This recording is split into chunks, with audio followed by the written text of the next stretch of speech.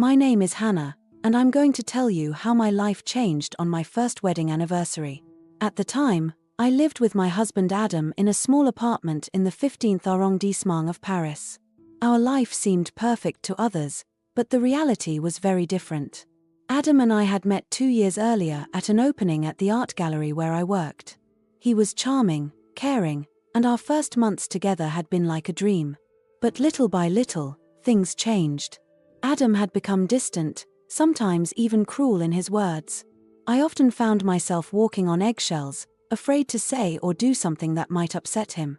Still, when Adam told me he wanted to do something special for our anniversary, I felt a glimmer of hope. Maybe all was not lost, maybe he really wanted to save our relationship. He suggested a romantic getaway near the Harrison waterfalls in the Jura, where we had one of our memorable first dates. On the day of departure, we hit the road early in the morning. The atmosphere in the car was strange. Adam looked nervous, but at the same time, there was something in his eyes that made me uneasy. He would glance furtively in my direction while driving, but said almost nothing. When the silence became too heavy, he simply turned up the volume on the radio. During the ride, I thought about our history. To the happy times we had shared, but also to the way things had deteriorated. I wondered if this weekend was really going to change anything, or if it was just a desperate attempt on my part to hold on to something that no longer existed. After several hours of driving, we finally arrived at the small village of Ménétruc-en-Joux, located near the waterfalls. Adam parked the car in the parking lot near the trail that led to the waterfalls. The place was isolated, surrounded by a dense forest of fir and beech trees. The fresh air and smell of nature instantly reminded me of our first stay here. "Shall we take a little walk?" Adam suggested with a smile I hadn't seen in a long time. I nodded, hoping that this moment together would bring us closer together. We began walking along the trail, the sound of the flowing water getting louder and louder as we approached the waterfalls. The scenery was beautiful, with sunlight filtering through the trees and reflecting off the crystal clear water. Still, I couldn't completely relax. Something about Adam's attitude bothered me, but I couldn't put my finger on it. When we reached the edge of the main waterfall, Adam stopped and turned to me. His face had changed. It was no longer the warm smile he had displayed earlier, but an expression that I did not know from him. His eyes were cold, almost cruel. "Hannah," he said in a voice I didn't recognize, "you know, I've been thinking a lot lately." My heart sank. I knew something was wrong, but I wasn't prepared for what came next. "I can't go on like this," he continued. "This life, this marriage, it's not what I want." I was in shock. "Adam, what are you talking about? I thought we came here to fix things, too." He cut me off with an icy laugh that made my blood run cold. "Make things right? No, Hannah. I came here to end things." Before I could react, I felt his hands push me violently. In a split second I realized what was happening, but it was too late. I fell backwards, towards the void, towards the tumultuous water below. The last thing I heard before my body hit the icy water was Adam's voice screaming, "Finally free, after a year of imprisonment." The shock of the cold water took my breath away. The force of the current carried me away immediately, spinning me around like a rag doll. I struggled to the surface, my lungs burning with the need for air. When I finally managed to take a breath of oxygen, I was immediately submerged again by a wave. For what seemed like an eternity, I was tossed around by the rushing waters, unable to regain control. Panic threatened to overwhelm me, but amidst the chaos, a memory popped into my mind, my father teaching me to swim in the lake near our childhood home in Annecy. "Don't be afraid of the water, my little Hannah," he said. "Let it carry you. Breathe calmly and let your body float." Guided by this memory, I managed to calm my breathing and let myself be carried by the current rather than fighting against it. Little by little, I managed to move towards the edge of the river. After what seemed like an eternity, my feet finally touched the rocky bottom. Exhausted, bruised, I pulled myself up onto the bank. My clothes were soaked and torn, my body covered in bruises and cuts. I collapsed to the floor, panting, my heart still racing. As I caught my breath, the reality of what had just happened hit me hard. Adam, my husband, the man I loved, had tried to kill me. It was not an accident, not a moment of madness. It was premeditated, calculated. Tears began to flow down my cheeks, mixing with the river water still running down my face. The physical pain was nothing compared to the emotional pain that was tearing me apart from the inside out. How could I have been so blind?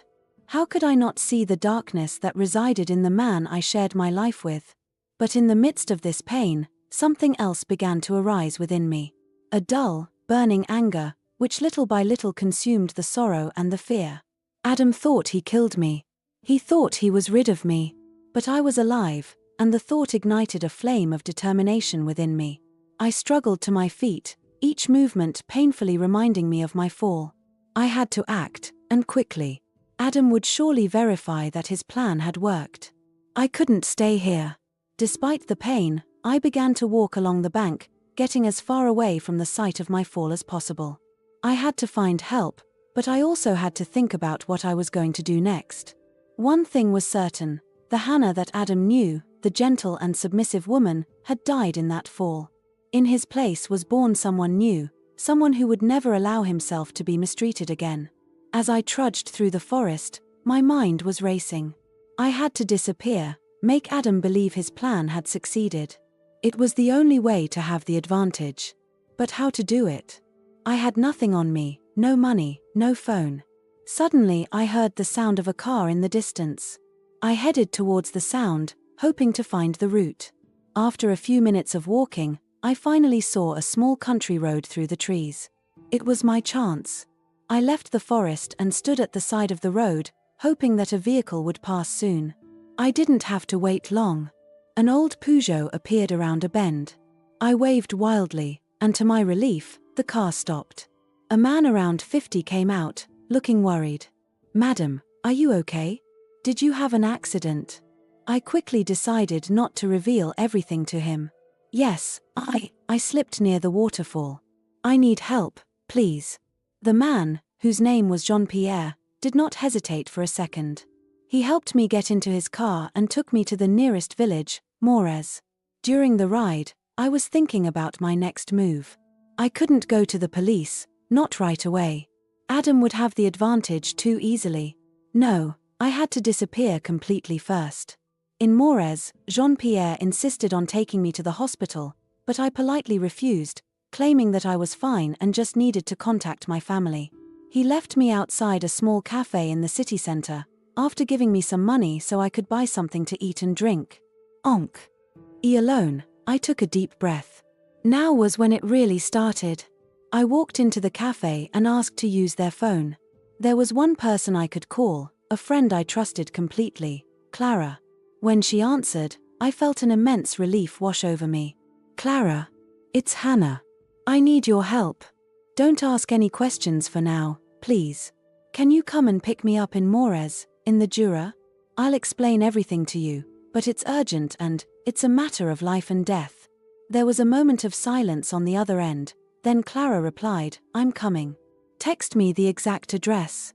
I'll be there in a few hours." As I hung up, I felt for the first time since my fall a sense of hope. It was only the beginning, but I was determined.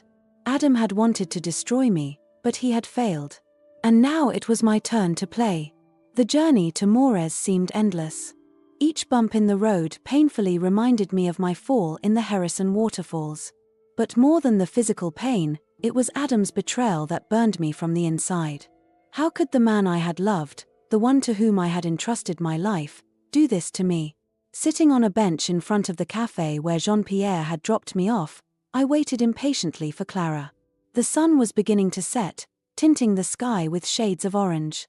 Passers-by gave me curious looks, no doubt intrigued by my disheveled appearance and my still damp clothes. Finally, after what seemed like an eternity, I saw Clara's little red Clio park in front of the cafe. My friend rushed out, her eyes scanning the street for me. When she saw me, her face fell. "Hannah, my God, what happened?" she exclaimed, running towards me. I stood up painfully to greet him, grimacing from the pain. Clara gently took me in her arms, careful not to hurt me further. "It's a long story," I murmured. "Can we go somewhere to talk?" Clara nodded. I've booked a room in a small hotel not far from here. We'll be peaceful there. The journey to the hotel was made in heavy silence. I could feel Clara's worried gaze on me, but she respected my need for calm. Once in the room, I sat on the bed, exhausted. Clara took a seat next to me, waiting patiently until I was ready to speak. I took a deep breath and began to tell.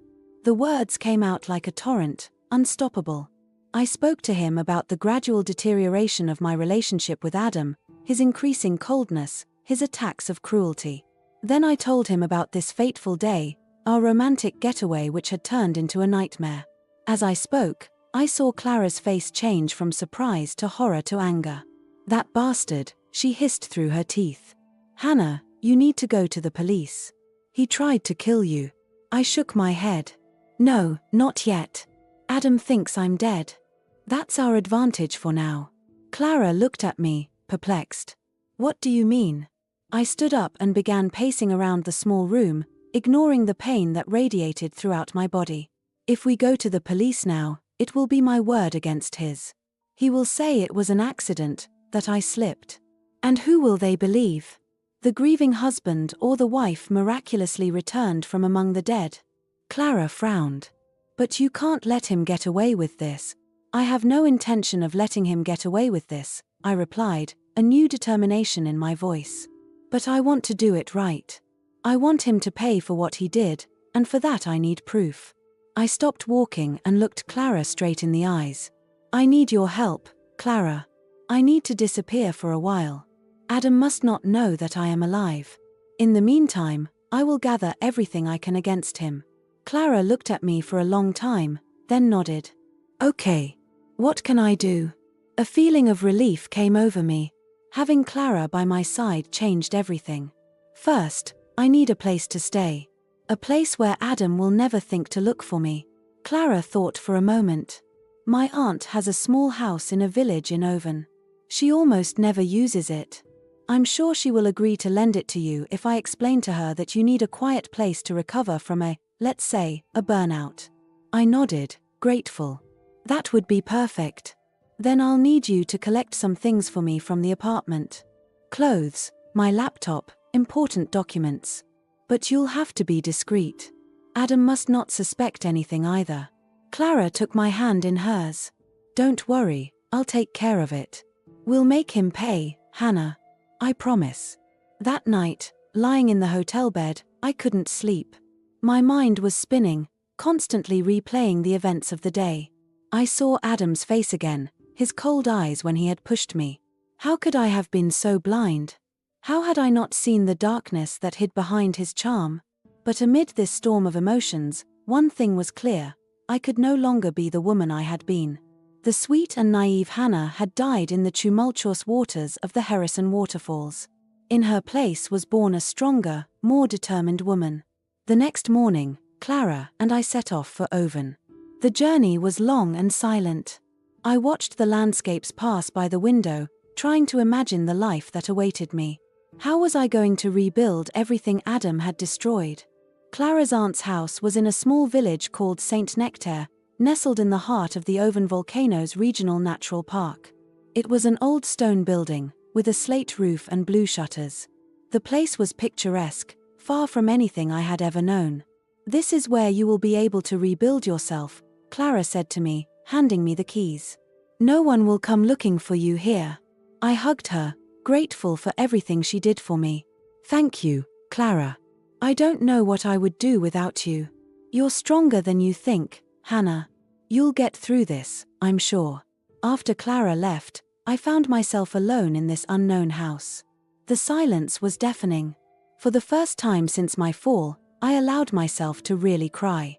I cried for the life I had lost, for the love that had proven to be a lie, for the broken trust.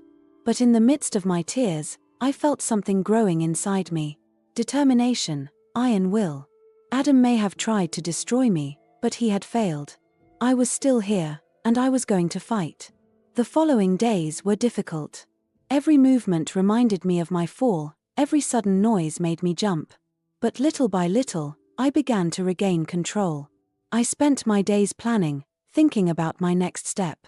Clara brought me my computer and some things from the apartment. She informed me that Adam had reported me missing to the police, playing the role of the worried husband perfectly. The thought revolted me, but I knew I had to stay calm. Patience would be my best ally. I began to gather evidence. I searched through my emails, my messages, looking for anything that might show Adam's true nature. I found photos of bruises that he had given me and that I had hidden out of shame. I compiled accounts of times he humiliated me in public, disguising his cruelty as jokes. Each day that passed strengthened my resolve. I was no longer the victim. I was a survivor, and I was going to make Adam pay for what he did. One morning, while I was having my coffee on the small terrace of the house, an idea came to me. Adam thought he killed me, but he didn't know that I was plotting his downfall. The thought made me smile for the first time in weeks. I took out my phone and called Clara. "I need you to put me in touch with a lawyer," I told him. "A lawyer specializing in domestic violence cases." "Are you sure?"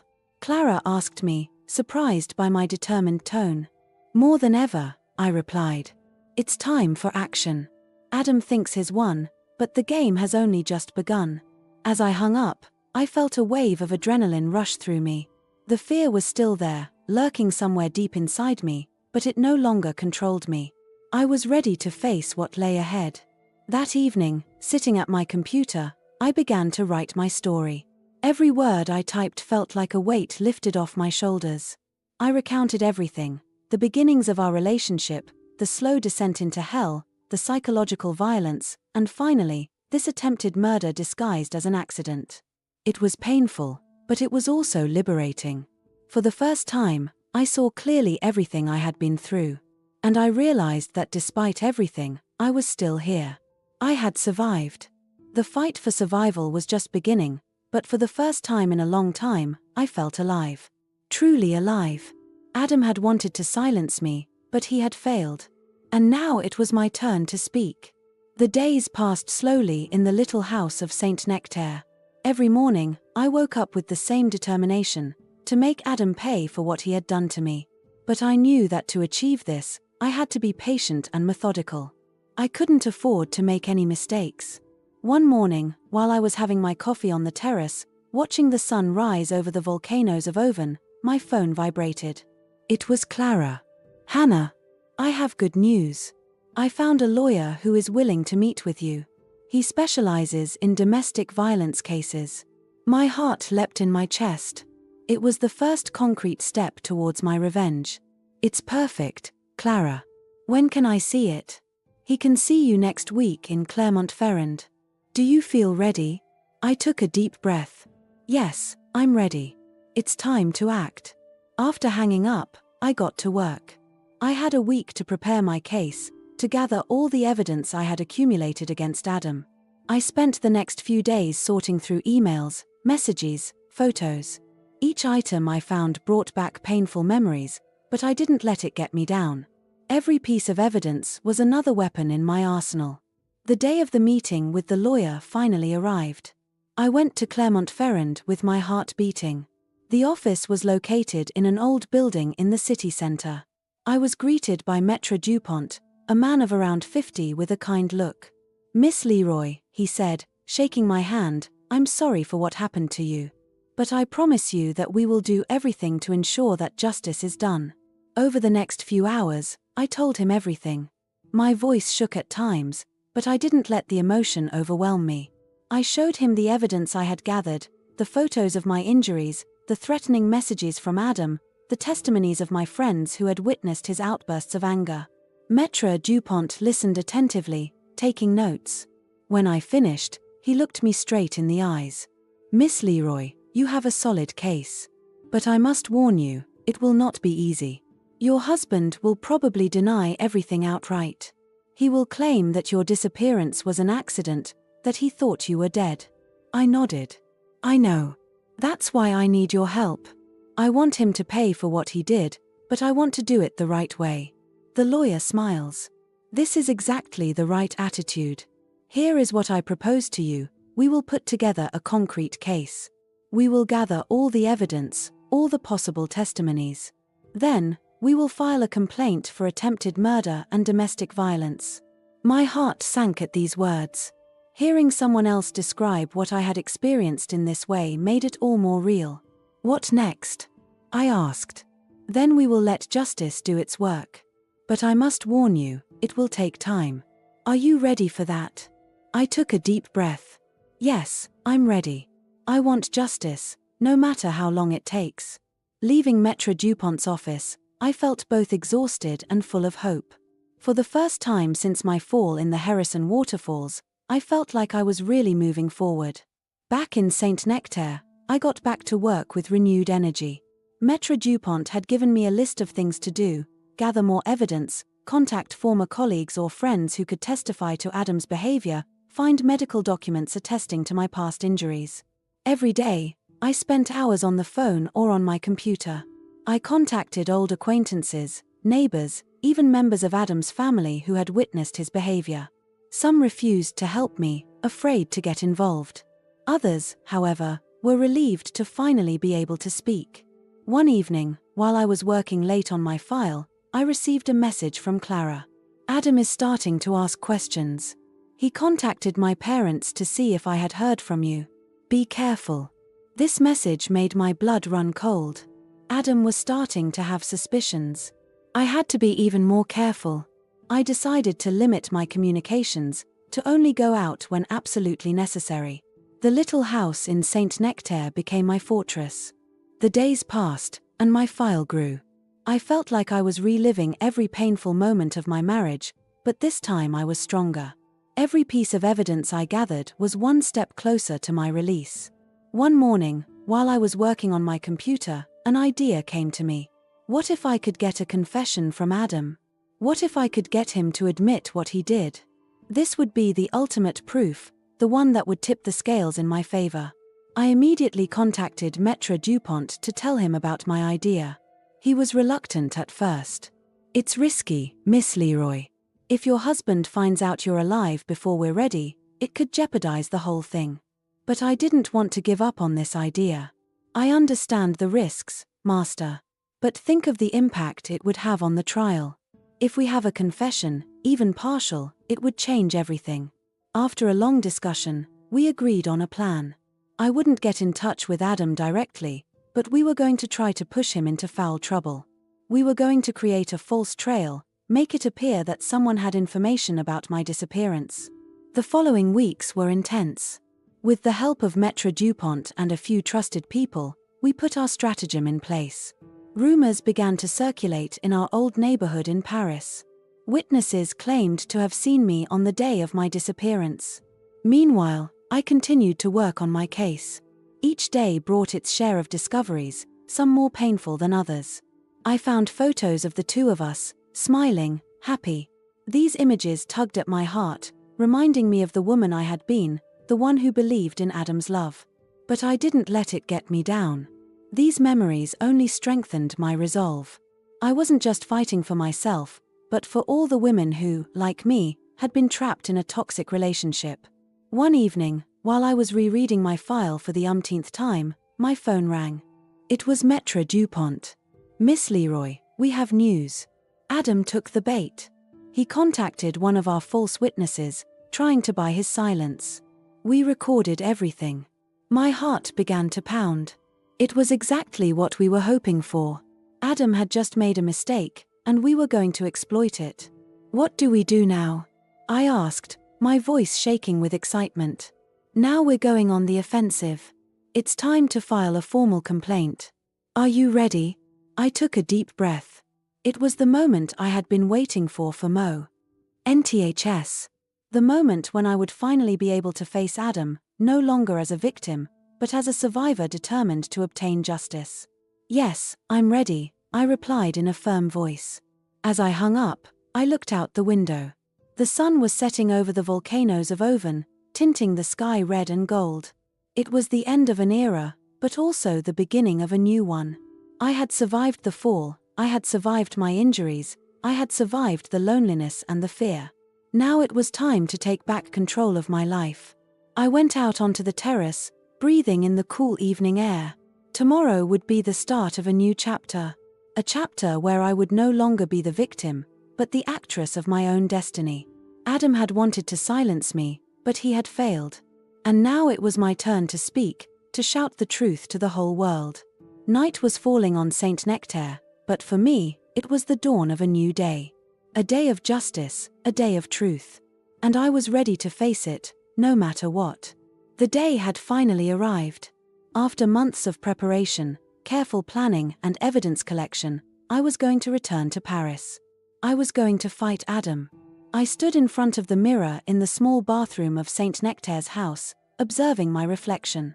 The woman looking at me was both familiar and foreign. My hair had grown, I had lost weight, and my eyes reflected a determination I hadn't known before. I was no longer the Hannah that Adam had tried to kill. I was someone new, someone stronger. Clara was waiting for me in the car. She had insisted on accompanying me to Paris, refusing to let me face this ordeal alone.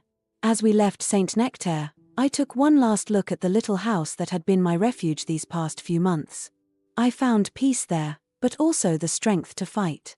The journey to Paris was long and silent. Clara respected my need for calm, letting me mentally prepare for what awaited me.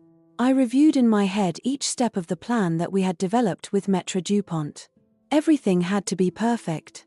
As we approached the capital, my heart began to beat faster.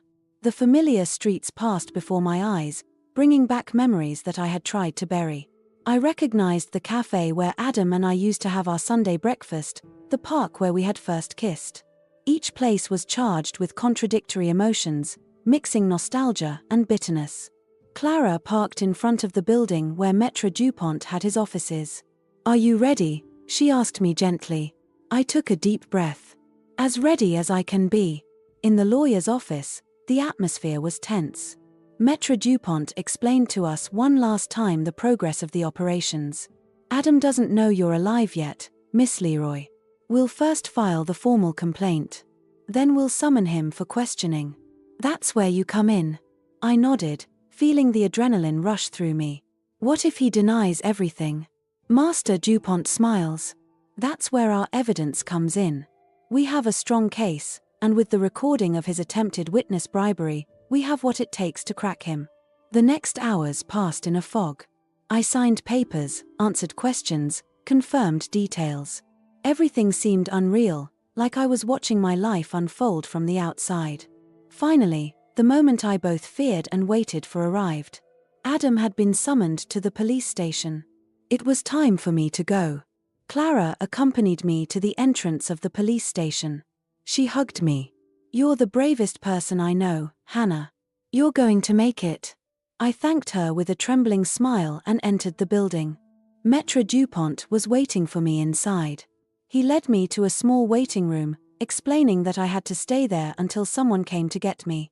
The minutes passed slowly. I heard muffled voices, footsteps in the corridor.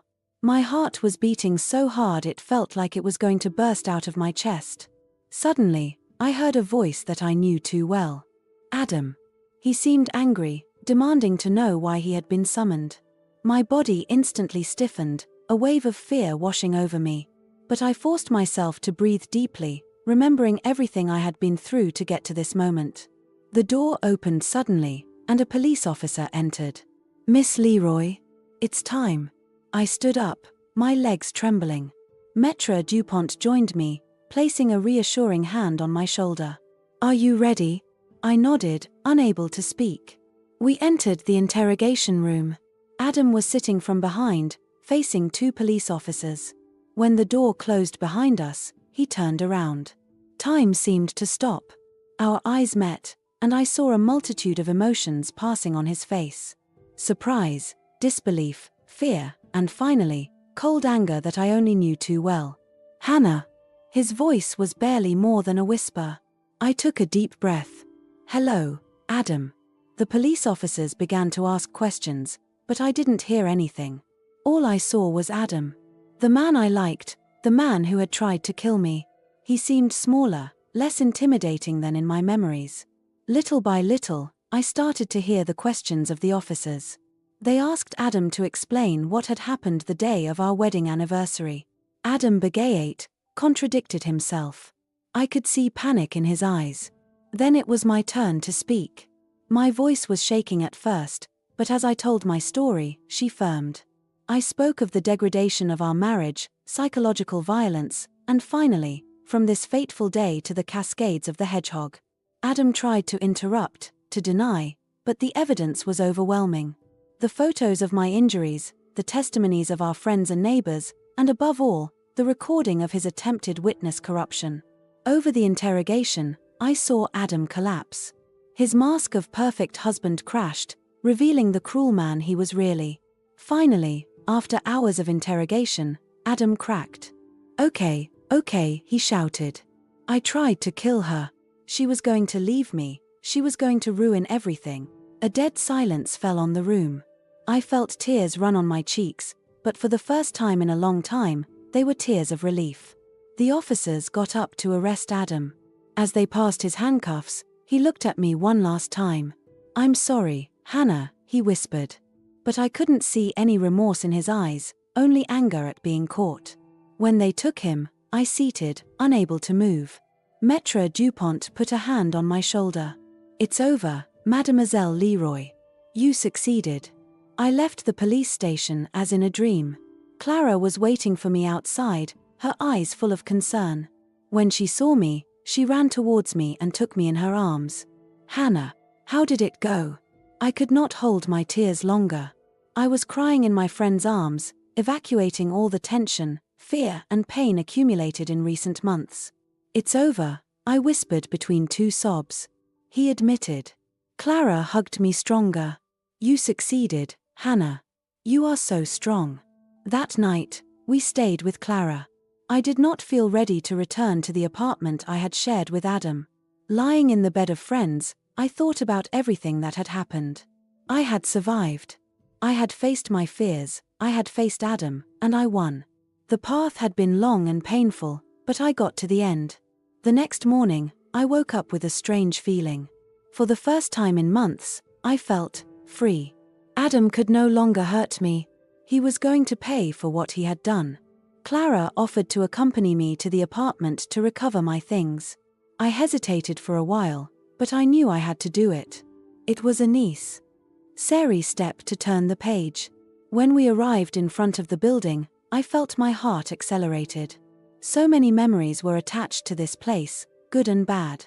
But I was determined not to be overwhelmed. Upon entering the apartment, I was struck by silence. Everything was exactly as I left the day of our departure for the Hedgehog Waterfalls. It was as if time had stopped. Slowly, I traveled the pieces, bringing together my things. Each object reminded me of a moment of my life with Adam. But instead of hurting myself, these memories now seemed distant to me, as if they belonged to another life. Leaving the apartment, I felt light. I felt like I left behind it not only objects, but also the weight of my past.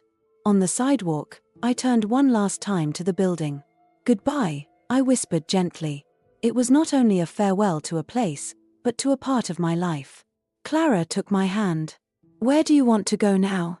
I smiled, feeling for the first time for a long time a real hope for the future. I don't know yet. But I know I'm ready to start a new life. While we moved away, I felt a puff of gratitude to my friend, to Master Dupont, to all those who had supported me in this ordeal. I had survived, I had defeated, and now I was ready to live fully. The sun was shining in Paris, and for the first time for a long time, I felt really alive. The future was uncertain, but it belonged to me. And it was the most beautiful victories. The days following Adam's arrest were a whirlwind of emotions and activities.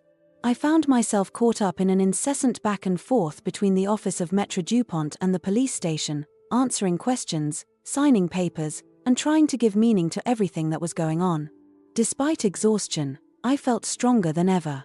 Whenever I doubted, I remembered the moment when Adam had confessed. This memory, although painful, reminded me why I was fighting. One morning, when I took my coffee in Clara's apartment, my phone rang. It was Master Dupont. Mademoiselle Leroy, he said, her voice betraying a certain excitement, I have news. The prosecutor decided to continue Adam for attempted murder and domestic violence.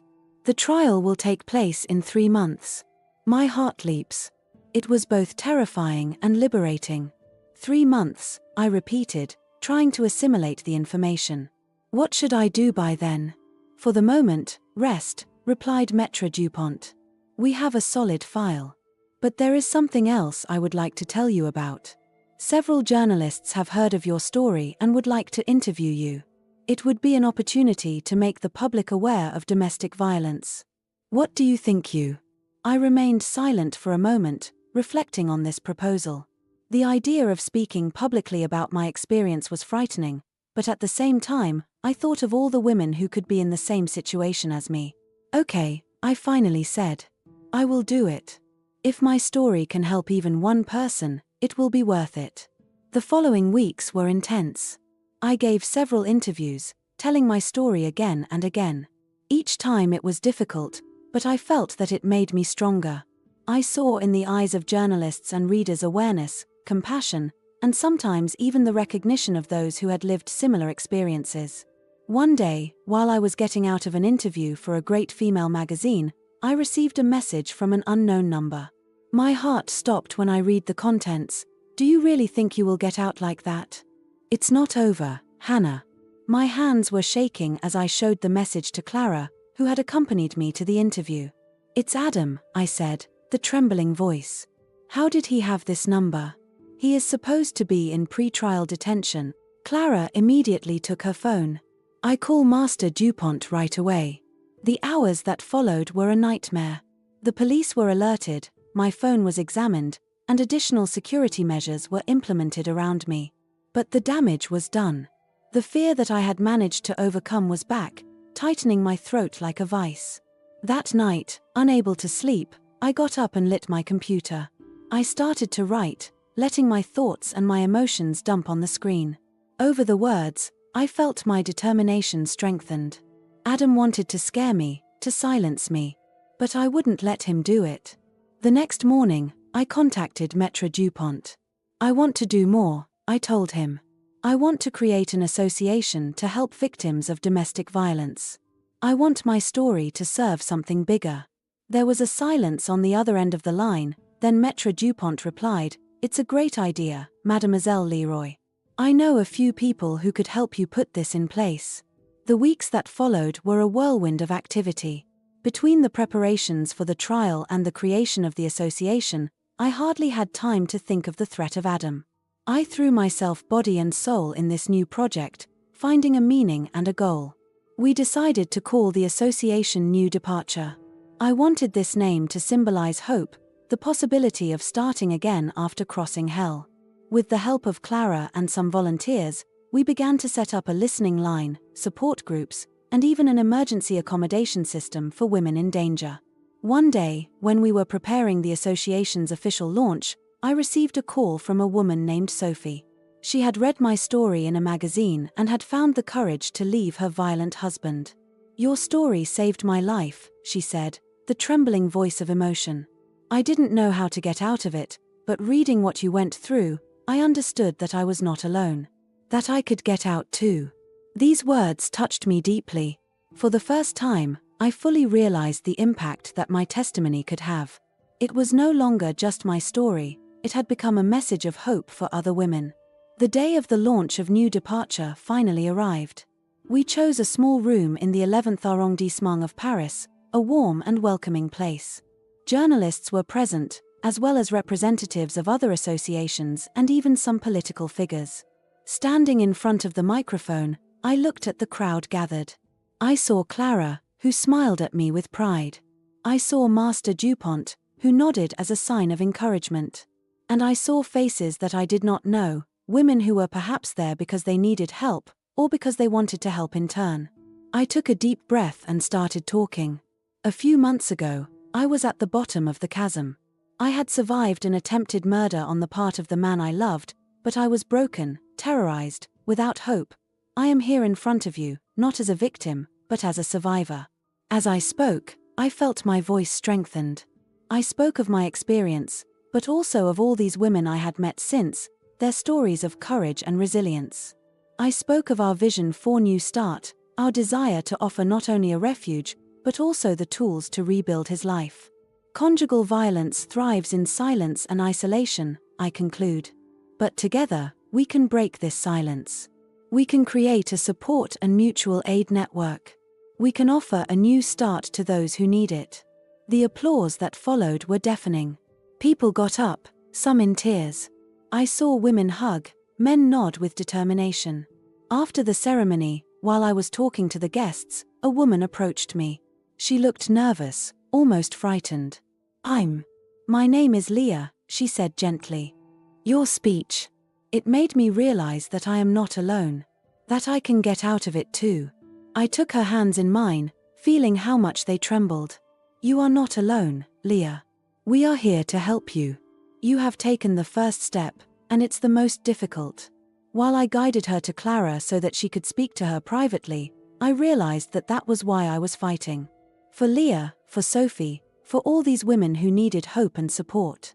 That night, when I got home, I felt lighter than I had been for a long time. Adam's threat was still there, somewhere in the back of my mind, but she didn't paralyze me anymore. I had found a goal, a reason to continue fighting. The trial was approaching, and I knew it would be a difficult test. But now I was no longer alone. I had new start, I had all these courageous women by my side. And together we were stronger than any threat. While going to bed that evening, I thought of the Hannah of a few months ago, the one that had been pushed into the tumultuous waters of the Hedgehog waterfalls. She had survived, she had fought, and now she had become a new one. Someone stronger, more resilient. The fight was not finished, far from it. But for the first time for a long time, I was considering the future with hope. Whatever Adam could still try to do, I knew I would never be alone in front of him. I had found my voice, and I would use it for myself and for all those who could not yet speak. Tomorrow would be a new day, a new fight. But I was ready to face it, more determined than ever. The weeks preceding the trial passed as in a fog. Between the preparations with Maître Dupont, the management of the association New Departure and the sessions with my therapist, I had little time to breathe. However, despite the constant bustle, I felt inner peace that I had not known for a long time. One evening, when I returned from a meeting with volunteers from the association, I found an envelope slipped under my door. My heart sank when I recognized Adam's writing. With trembling hands, I opened the envelope and released a simple sheet of paper. Hannah, I know you think you have one. But don't forget that I know you better than anyone. I know exactly how to destroy you. The game is not over. Adam. I dropped the letter, my swirling spirit. How could he send me that? He was in pre-trial detention. Was it an empty threat or did he really have a plan? I immediately contacted Master Dupont and the police. They took the threat seriously, strengthening security around me and investigating the way Adam had been able to send this letter. The following days were tense. I jumped at the slightest noise, constantly checked over my shoulder. The fear that I had managed to overcome was back, threatening to get started. But in the middle of this storm of emotions, I found an unexpected force. The women of New Start, those I had helped and who had supported me in return, rallied around me. They sent me messages of encouragement, took turns to accompany me during my trips, surrounded me with a bubble of support and love. The day of the trial finally arrived. The Paris courthouse was imposing, its stone walls seeming to carry the weight of centuries of justice and injustice. I went to it accompanied by Clara and Master Dupont, my heart beating the chamade. Upon entering the courtroom, I live it. Adam. He was sitting there, looking calm and composed, as if he attended a simple business meeting. Our eyes met and I felt a thrill traveling. But this time, it was not fear. It was determination. The trial began. The lawyers presented their arguments, the witnesses paraded at the helm. I listened, sometimes with disbelief, sometimes with anger, the story of my own life. Hearing other people describe the descent into the hell of my wedding, seeing the evidence accumulating against Adam, was both painful and liberating. Then came my turn to testify. Going up at the helm, I felt the weight of all eyes on me. I took a deep breath and started talking. I told our meeting, the happy beginnings of our relationship, then the slow degradation. I describe insults, manipulations, constant fear. And finally, This fateful day at the Hedgehog Waterfalls. My voice did not tremble once. I was talking with calm and clarity, looking straight ahead, refusing to meet Adam's gaze. When I finished, a heavy silence fell on the room. I could feel palpable emotion in the air. Adam's lawyer tried to destabilize me during the counter-examination, insinuating that I had invented everything to take revenge on a husband whom I no longer liked. But I was firm, clinging to the truth of my experience. The trial lasted several days. Every day was an event, but every evening I went home stronger, surrounded by the support of my friends and women of the association. Finally, came the time of final pleadings. Adam's lawyer painted the portrait of a loving man, victim of a tragic misunderstanding. Master Dupont, for his part, presented with strength and emotion the story of a woman who had survived years of abuse before brushing against death in the hands of her husband. Then it was the jury's turn to deliberate. The hours of waiting were endless. I passed them surrounded by Clara and women of new departure, drawing from their collective force. When the jury finally returned, my heart seemed about to explode. The president of the jury got up, his face serious. "We, members of the jury, declares the accused, Adam Lefevre, guilty of attempted murder and domestic violence." A buzzing fills my ears. I felt Clara hug me. I heard exclamations of joy around me. But my gaze was fixed on Adam. For the first time, I saw her mask crack. The reality of his situation finally seemed to strike him. The judge pronounced the sentence, 15 years in prison. Adam was taken, throwing me a last look that I could not decipher. Was it hatred? Remorse? No matter. It was over. Leaving the court, I was greeted by a crowd of journalists and supporters. Women I didn't know kissed me, thanked me. I lived tears in the eyes of some, and I understood that my victory was also theirs. That night, I couldn't sleep. Adrenaline still flowed into my veins, mixed with a feeling of relief so deep that it was almost painful. In the early morning, I got up and went on the balcony of my apartment. The sun rose in Paris, giving the city roofs. I breathed deeply, savoring the fresh morning air. For the first time since that day at the Hedgehog Waterfalls, I really felt free. The days that followed were a whirlwind of activity. The media was closely interested in my story and new start. I gave interviews, participated in television programs, still in order to educate the public about the reality of domestic violence. The association experienced rapid growth. More and more women were contacting us, looking for help or offering their support. We opened new reception centers, so-called vocational training programs to help women regain their independence. One day, about 6 months after the trial, I received a letter from a woman named Amelie. She wrote to me to tell me that my testimony had given her the courage to leave her violent husband and file a complaint. "You showed me that it was possible to get out of it," she wrote. "You saved my life." These words touched me deeply. I realized that my suffering had not been in vain. Speaking, by acting, I was able to help other women to escape the cycle of violence. A year to the day after the verdict, I returned to the Hedgehog Waterfalls. This time, I was accompanied by Clara and some women from the association. Standing by the tumultuous water, I thought about everything that had happened since that fateful day. I had survived the fall. I had survived fear, pain, betrayal. I had faced my attacker and I won. But more than anything, I had found a meaning in my experience, a way of transforming my suffering into strength to help others. I took out from my bag a small box containing my alliance. I had kept it all this time, unable to get rid of it. But now it was time to let the past go. With a gesture, I threw the box into the bubbling waters. I watched her disappear, carried away by the current, as a symbol of everything I had crossed and overcome. Turning to my friends, I smile. "It's really over now," I said. "It's time to focus on the future." While we left the waterfalls, I felt deep peace spoke to me. The path had been long and difficult, but I had arrived at their destination. I was stronger, more resilient, and I found a goal that gave meaning to my life. The end game was over, and I won. Not only for me, but for all the women who were still fighting. And as long as there are women who need help, I would continue to fight, to speak, to act. Because each life saved, every woman freed from violence, was one more victory against those who thought they could reduce us to silence. The future was full of promises, and I was ready to face it, my head high and the heart open.